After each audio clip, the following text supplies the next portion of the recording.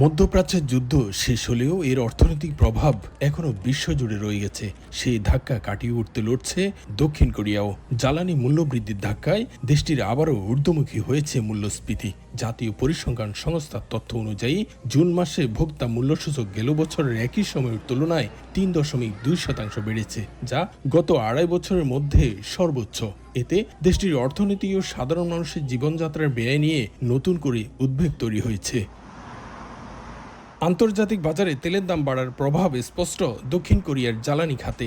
June মাসে জ্বালানি তেলের দাম বেড়েছে ২৪.৭%। এর মধ্যে পেট্রোলের দাম বেড়েছে ২৩.১%, ডিজেলের ৩৩.৭% এবং কেরোসিনের ২৩.১%। বিশ্লেষকদের মতে জ্বালানির এই মূল্যবৃদ্ধি দেশটির মূল্যস্ফীতি আরও উস্কে দিয়েছে।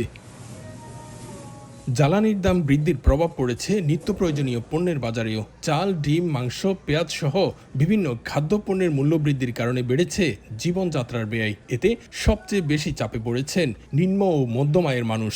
বর্তমানে জিনিসপত্রের দাম এরকম হারে বাড়ছে যা আসলে আমাদের ইনকামের তুলনায় সেটা অনেক বেশি। আমাদের চলাফেরা বা এই যে খাওয়া দাওয়া সহ সব মিলে খুব কষ্টকর হয়ে যাচ্ছে।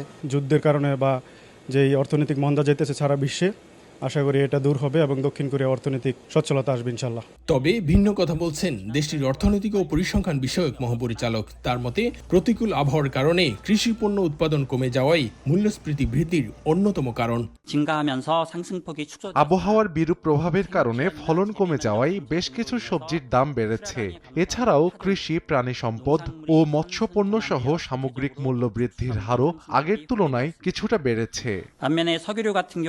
তবে এই সংকটের মধ্যেও আশার আলো দেখছে দক্ষিণ কোরিয়ার সরকার ও কেন্দ্রীয় ব্যাংক। চলতি মাস থেকেই অভ্যন্তরীণ বাজারে মূল্যস্ফীতির এই তীব্র চাপ কিছুটা কমে আসবে বলে প্রত্যাশা নীতি নির্ধারকদের।